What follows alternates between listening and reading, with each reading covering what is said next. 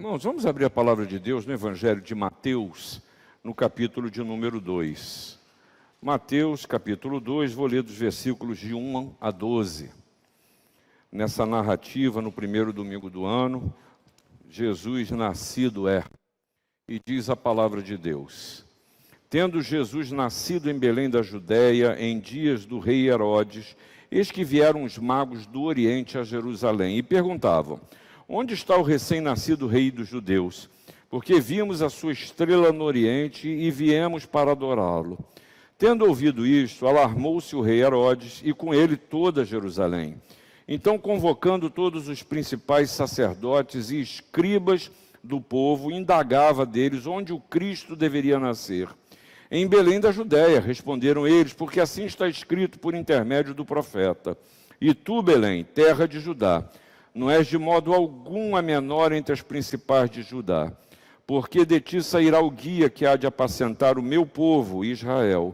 Com isso, Herodes, tendo chamado secretamente os magos, inquiriu deles com precisão quanto ao tempo em que a estrela aparecera. E enviando-os a Belém, disse-lhes: Ide, informar-vos cuidadosamente a respeito do menino, e quando o tiverdes encontrado, avisai-me, para eu também ir adorá-lo. Depois de ouvirem o rei, partiram, e eis que a estrela que viram no Oriente os precedia, até que, chegando, parou sobre onde estava o menino. E vendo eles a estrela, alegraram-se com grande e intenso júbilo. Entrando na casa, viram o menino com Maria, sua mãe.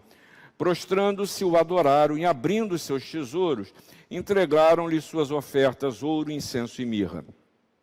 Sendo por divina advertência prevenidos em sonho, para não voltarem à presença de Herodes, regressaram por outro caminho à sua terra. Dia 2 de janeiro, você já vive um ano novo e é muito curioso. Estava observando você daqui, parece que está todo mundo meio assim, meio sonado, meio em alfa, né? É uma coisa muito curiosa. E não é só aqui, por onde a gente passa, a gente percebe isso. Por um novo ano que chega, mas na verdade tudo vai começar amanhã, não é isso? É amanhã, é voltando para o trabalho, voltando para as obrigações, e talvez você esteja me dizendo: ah, pastor, nem fala nisso, né? Mas é um ano novo, e você ouve as pessoas falarem sobre o ano novo, a gente vê a regressiva do ano passado, a retrospectiva, e sempre a gente ouve dizer: ano novo, vida nova. Mas nem sempre a vida se torna nova só porque o ano vira. E a gente sempre faz, e muitas pessoas fazem propósitos, se não de uma maneira objetiva, pelo menos tem esse desejo de que o ano realmente seja diferente. Principalmente nós que passamos por essa luta tão grande de uma pandemia que mata, que adoece, que nos deixa menor, que nos prende em casa, que a gente precisa continuar usando essas máscaras e ter os cuidados ainda. Isso tudo, de uma maneira geral, nos adoeceu um pouco e desejamos nos ver livre dessas circunstâncias. Mais do que isso, só ouvimos falar. A linguagem de 2021 foi uma linguagem de morte, de doença, de impossibilidade, de tudo de mal que a gente tem acompanhado e visto. E apesar de sabermos que essa estrutura concebida de dias, semanas, meses e anos é alguma coisa artificial, mas sempre na virada do ano gera em nós a expectativa de que alguma coisa diferente aconteça.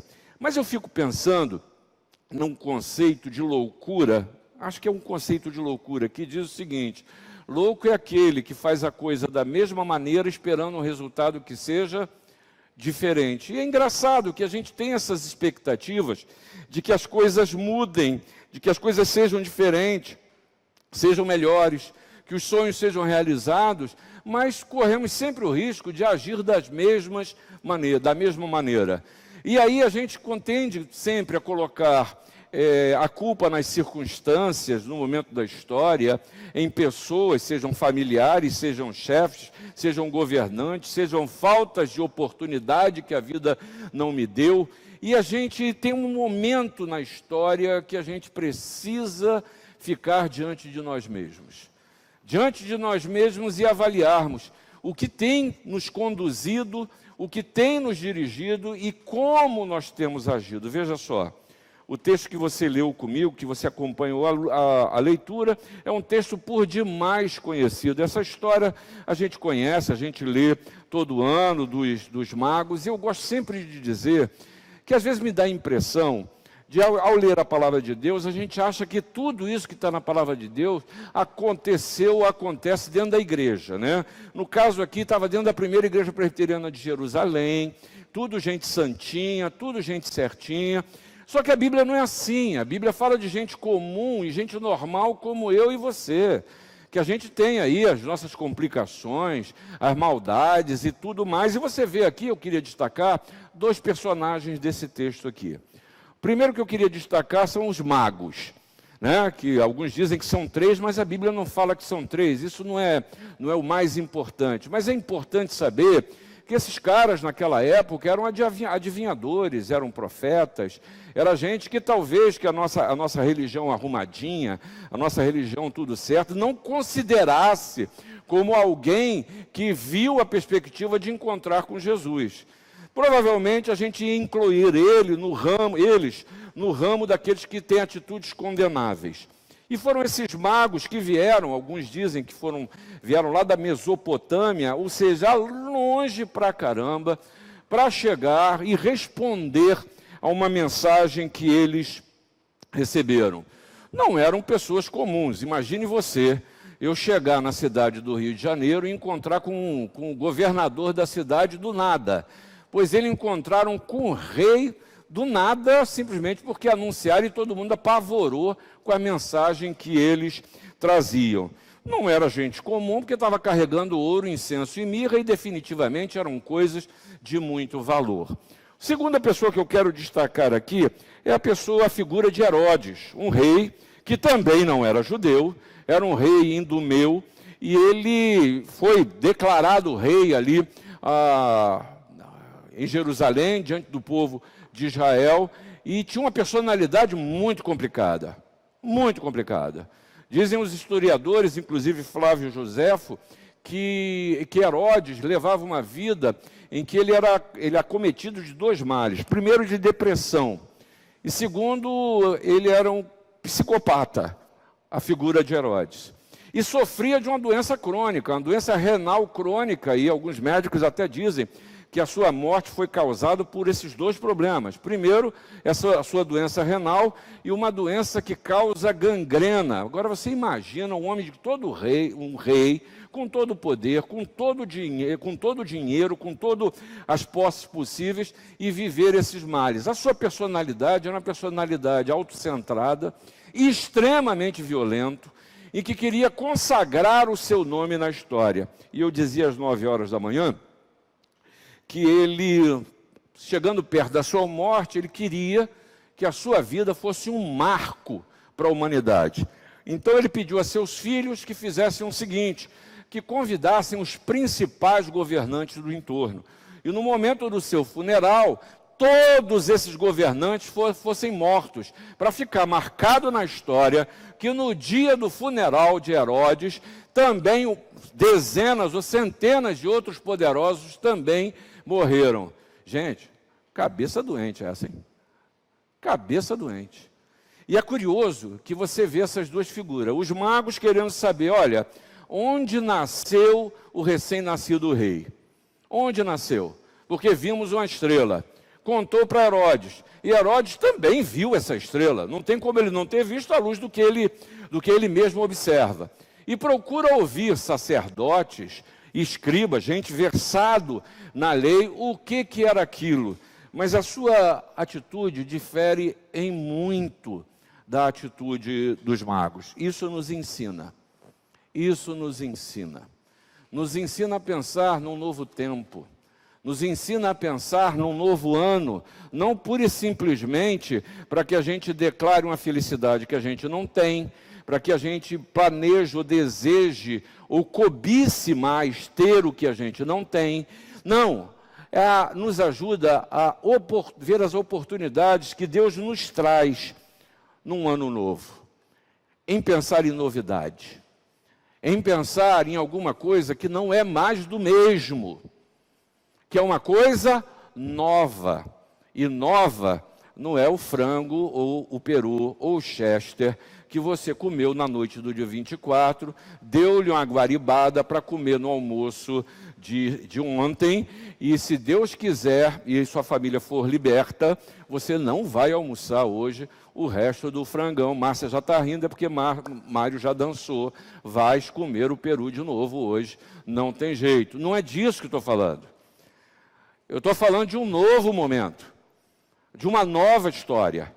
Eu não estou falando de trazer aqui umas palavras que acalentem a sua alma e o seu coração, para você, quem sabe, suspirar um pouco mais num domingo que antecede um novo ano, que muitos já podem estar declarando, vai começar tudo de novo. Tudo de novo. É mais do mesmo. Mas essa palavra que você encontra aqui no Evangelho de Mateus, nos permite olhar para a vida com o olhar da novidade que Jesus trouxe e traz.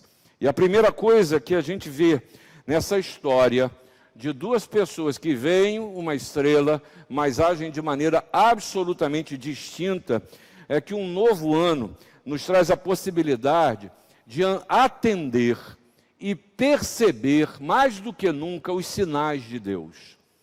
Os sinais de Deus estão presentes e estão em toda parte. Esses viram a palavra dos sacerdotes. Herodes ouviu dizer, olha, o que está acontecendo aqui não é uma novidade, os profetas falaram lá atrás sobre isso, que Jesus viria. Essa mesma palavra aqui, você vê os sacerdotes e os escribas, os homens da religião confirmarem. Não tem nada de espetacular, isso foi dito por Deus, isso é sinal de Deus mais do que isso. Eles viram aquela estrela, eles viram aquela estrela. E aí, eu lembro de uma frase, eu recebi essa frase de Joelma Siqueira, que ela diz o seguinte, não adianta o ano ser novo, se nós ainda teimamos em viver no espírito do velho ano. Não adianta você chegar e declarar na noite do ano novo, vida, se o seu espírito continua o espírito do velho ano. Se as suas intenções continuam as mesmas, que seu olhar de derrota sobre a vida continua o mesmo, que não haja esperança, que não haja expectativa, que não haja desejo, que não perceba o mover de Deus na sua história. A gente precisa ver o sinal de Deus, porque o ano só será novo se nós mudarmos a nossa maneira de pensar. E mais do que a maneira de pensar, as nossas atitudes diante dos problemas e, quem sabe, dos desafios que você já tem diante de você. Desafios imobilizantes, desafios de impossibilidade, desafios que você acha que são maiores do que você, desafios, quem sabe, de transformação no seu interior, que você já decidiu que não é capaz de que isso aconteça. Esse ano precisa ser novo, que haja mudança no nosso interior, para o nosso bem, para o nosso próprio bem, que venha o ano novo e ele seja realmente novo, e eu e você também. Eu e você também.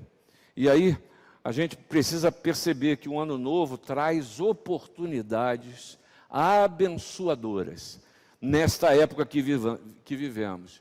Já disse e repito para você, eu acho que a gente precisa mais perceber os sinais de Deus nas nossas vidas.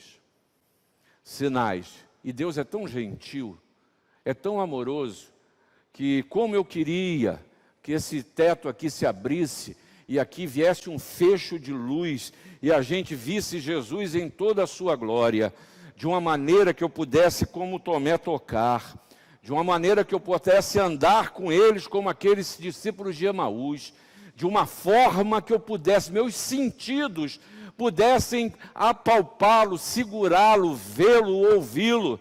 Mas Deus é tão maravilhoso que Ele faz tudo isso a despeito dos meus sentidos, a despeito do que você possa perceber, sentir, ouvir, olhar. O Senhor continua a nos mostrar e trazer sinais na sua história, no seu caminho. E olha, uma estrela conduziu magos até Jesus. Essa mesma estrela foi olhada, percebida por Herodes e não levou Herodes a lugar nenhum. Nenhum. Pois os sinais de Deus na sua vida te conduzem até Jesus. E sabe o que isso quer dizer? Isso quer dizer salvação. Isso quer dizer transformação de vida, novidade de vida. Isso quer dizer novo nascimento. E eu temo por uma religião estatizante. Eu temo por uma religião que deixa a gente imobilizado. Que o máximo que faz, e você já ouviu eu dizer isso, o máximo que faz é trazer você até essa pia batismal, mas nada acontece a partir daí. A novidade de vida se encerra nesse momento, mas não pode ser assim. Eu e você precisamos viver a novidade de vida que Jesus veio nos trazer, irmãos cristãos. Eu creio que a maior luta da igreja hoje é a gente viver a novidade de vida e não um cristianismo acostumado. Não um cristianismo que vem à igreja porque sempre veio.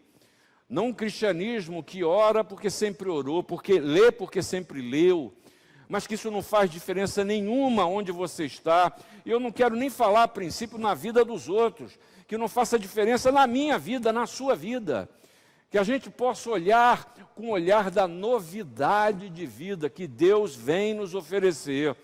E os seus sinais estão nos mostrando que Ele quer nos conduzir até Jesus. E eles nos conduzem para produzir em nós, sabe o quê? Vida. E vida em abundância. E aí, eu queria convidar você, que você pensasse no novo ano como o nascer do seu futuro. O nascer do seu futuro. Em vez de você olhar para trás e sofrer com o passado, em vez de você, como um avestruz, enterrar a sua cabeça no presente, olhe para frente, olhe para o futuro. Mas mais do que isso, o visualize. Porque a palavra de Deus te ensina que o coração do homem pode fazer planos, mas a resposta certa dos lábios vem do Senhor. E hoje, tem muita gente com a cabeça baixa e se conformando com o estilo de vida que tem, com os males que lhe assolam, com as impossibilidades, e são incapazes de levantar a cabeça e olhar aquele sinal traduzido aqui numa estrela, que os conduziu de um ambiente de morte. Porque o ambiente proposto por Herodes era um ambiente de morte e de violência. Eles dirigiu o caminho para chegar até Jesus. Olhe para o futuro. Olhe para o futuro. E não me venha, não. Você está pensando e eu já percebi, já ouvi teu pensamento aqui. Dizendo, que futuro, pastor? Você não sabe a minha vida, mas o Senhor sabe. Por isso Ele lhes envia sinais para que você deixe um ambiente da letargia, deixe o lugar da incapacidade, da impossibilidade e chegue até esse ambiente desprovido de tudo que eu quero na minha vida. Gente, eu quero ir para um hotel 5 estrelas. E essa estrela está me conduzindo para uma estrebaria, para ver um bebê, numa inocência, numa impossibilidade. E é exatamente aí que eu aprendo como Deus lida com as impossibilidades. Pois nasceu o Salvador do mundo. Nasceu aquele que é o único capaz de produzir em mim e você vida e vida em abundância. Pense num ano novo de oportunidades. E aí, sabe o que é isso? Você acabou de passar isso. Quem tem filho, quem tem neto, sabe como é que é. No Natal, o que eles querem saber? Querem saber é do presente. E eu estava na casa de Célia e meu sobrinho Davi estava indócil, porque o tal do Papai Noel não chegava, né? Aí deram um jeito lá, conversaram com o Papai Noel, em vez de Papai Noel chegar à meia-noite, ele chegou às 9h40, entendeu? E trouxe o presente. E o Papai Noel foi legal com ele, para ele, rapaz, a glória, pois o teu sentimento em relação à vida precisa ser igual a esse sentimento de uma criança que espera a chegada do presente. E por que eu estou dizendo isso? Rapaz, como eu e você somos capazes de pensar no pior. Pensar no pior. A gente não tem uma expectativa de vida, ou a maioria de nós, no sentido seguinte: agora estou esperando da onde vai vir a bênção de Deus. Não. Se eu não tomar cuidado, quem é que vai me assaltar? Quem é o próximo que vai morrer? Vai piorar? E quem mais vai perder o emprego? Ou seja, só pensamos no pior e esquecemos de uma promessa de Deus que, cuidado para, de forma inconsciente, não estar duvidando, hein? Que todas as coisas cooperam para o bem. Eu não sei, mas às vezes eu duvido das expectativas de Deus. Eu não sei se eu e você não desenvolvemos uma desconfiança quanto às reais intenções de Deus. E aí desenvolvemos, eu já falei para você isso também, uma fé que é incrédula. Uma fé que não acredita. Uma fé que fala. Uma fé que repete, mas que não é expressa no dia a dia. Oportunidades, Deus continua a lhe conceder, mas mais do que isso. Não é só pensar ou visualizar o futuro, não é só pensar em oportunidades, mas também em como vai alcançá-las. Isso é outra coisa que eu quero lhe dizer, porque um ano novo nos traz a possibilidade de seguir os sinais. Não é só saber que Deus nos mostra e nos traz sinais, mas é preciso seguir, porque se os magos ficassem em Jerusalém, eles não chegariam até Jesus. Teve que levantar e teve que sair em busca dos seus alvos. Esses magos, eles foram chamados para explicar, e aí eles ouviram o rei. Eles ouviram ali o tempo, as condições do tempo. Eles ouviram os poderes, inclusive religiosos, sacerdotes e escribas. Ouviram as condições que ali estavam. Mas chegou uma hora que é a hora de partir. Porque o sinal que Deus mostra nos convida a levantar e ir em frente. Porque sempre chega a hora da decisão. E isso é uma verdade inexorável na minha e na sua vida. Chega a hora de decidir. E sabe o que eu estou falando? Eu estou falando de atitude. Um ano novo te propicia e me propicia uma oportunidade exatamente de partir. Isso é atitude. Atitude. E aí, uma das grandes tentações que a gente vive é o pecado da procrastinação. Entendi tudo. Cid, gostei do que você falou, vou pensar nesse ano todo, vou levar pensando para poder num dia vou fazer um planejamento, π mais alfa menos delta, aí faz aquelas resoluções de ano novo. Lembra disso? Você fez esse ano? Resoluções, prometo isso, prometo aquilo, quero isso, quero aquilo, mas não passa de volição, ou quem sabe assim, fruto das minhas cobiças, das minhas vaidades, das minhas invejas, fruto da minha talvez ansiedade, ou talvez da minha incapacidade, e não passa disso, Deus nos ensina enquanto andamos, Deus nos ensina, Deus nos fala na caminhada, é preciso atitude, Deus oferece sinais para nos guiar, mas pode tratar de levantar e seguir os sinais de Deus, porque senão eu não chego até o Senhor e Salvador, que foi o exemplo que foi dado aqui. Não fique só com as promessas de ano novo, mas como isso vai se dar na sua vida, e não tem outra pessoa que possa responder. Não tem. É você com Deus. Até na sua incapacidade, você chegar de ter a coragem de ver, Deus, eu estou vendo e percebendo os teus sinais, mas eu sou incapaz de segui-lo, me ajuda, me levanta, me derruba da cadeira, me ajuda a caminhar em tua direção, porque eu encontro, e também já falei isso para você, muito mais fé numa incredulidade ou numa impossibilidade sincera do que em gente que cita e recita versículos, textos bíblicos de cor, que não fazem nenhuma diferença no seu dia a dia. É tempo de ter uma atitude, e essa é uma oportunidade que o ano novo lhe traz. Porque a sua vida, percebendo os sinais de Deus, e indo nessa direção, lhe conduzem à proximidade de Jesus. E aí, eu quero trazer ainda uma terceira ideia que um novo ano nos traz, que é a possibilidade de chegar ao destino correto, de chegar ao lugar certo.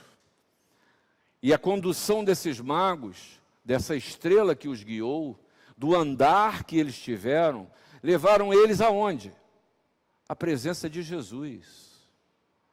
Tem muita gente buscando Deus em muitos lugares, mas o Senhor lhe convida a que você o perceba na caminhada e continue a ir ao seu encontro. E olha que coisa curiosa, o que essa chegada na presença de Jesus produziu nesses magos? Duas coisas.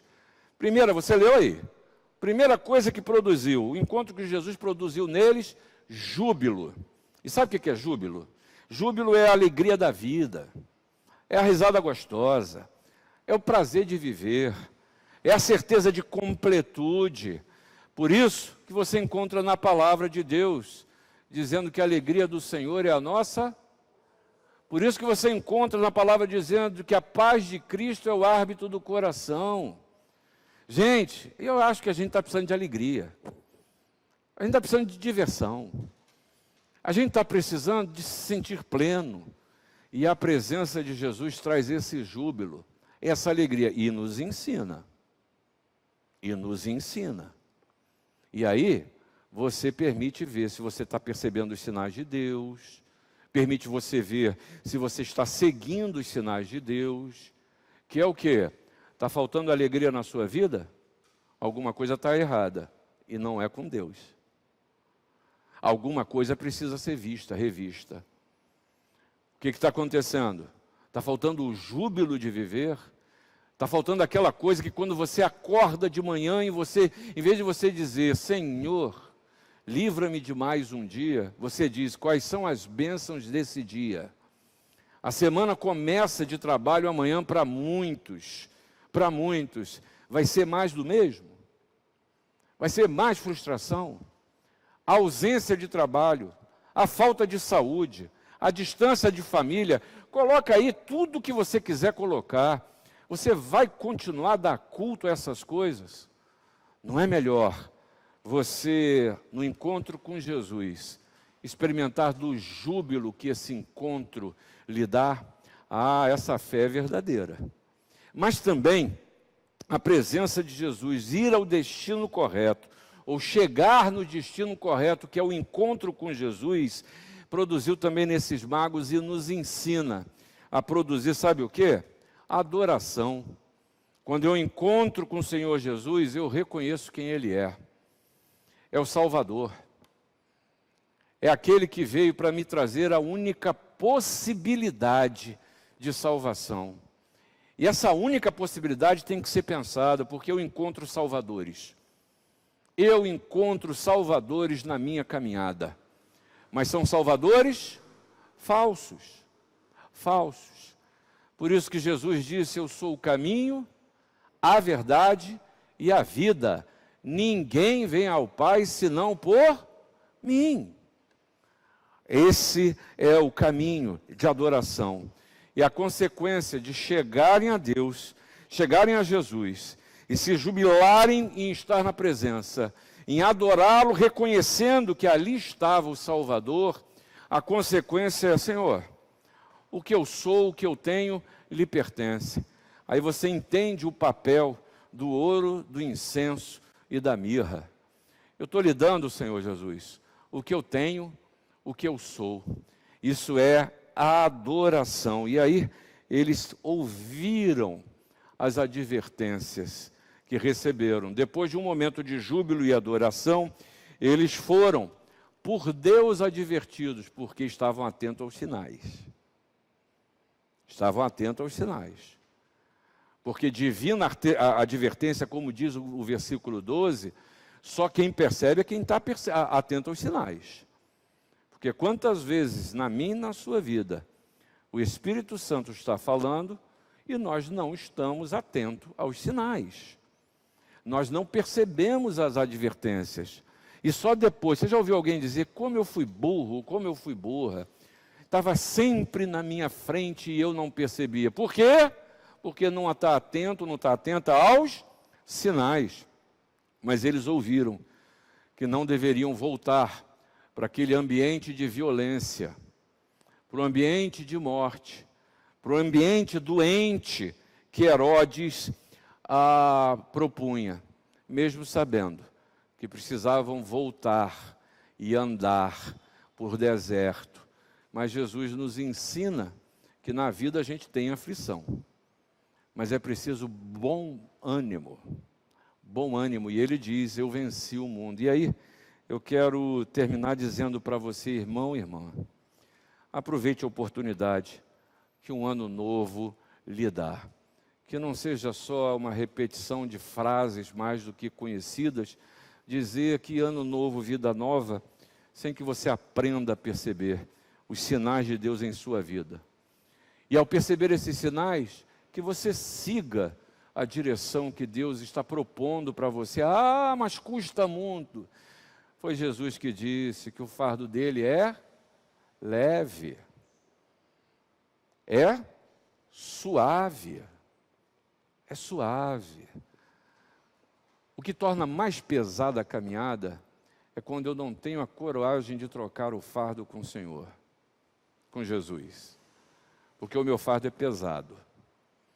E o momento de decisão é o momento que pesa mais, que é o momento de estar diante de Jesus e trocar os fardos, o pesado pelo leve. Nesse momento da decisão, o fardo pesa mais. Pesa mais pelas minhas inseguranças, pelas minhas incertezas, muitas vezes pela minha vaidade de reconhecer que os caminhos que tenho seguido não têm me levado ao Salvador ou à salvação, mas eu estou seguindo o caminho da violência e da morte, porque a consequência disso tudo é você poder usufruir a presença de Jesus. E a minha oração nesse novo ano é que esse seja o seu destino. O destino da sua caminhada seja usufruir da presença de Jesus. Que esse seja o ponto de chegada para uma nova vida. Que você encontre, ou quem sabe que você reencontre, ou que você reconheça o Salvador que é nascido e que morreu e que ressuscitou para dizer para você, tem caminho, tem vida, tem amanhã, tem eternidade, tem o melhor, todas as coisas cooperam para o teu bem. Se você não está vendo ainda, olhe os sinais, e que assim você tenha um feliz ano novo. Eu quero convidar a todos agora que fiquem de pé, que você possa declarar a novidade de um ano, cantando esse hino de número 373, que nos propõe exatamente um olhar de um ano novo na nossa vida. Hino 373, cantemos.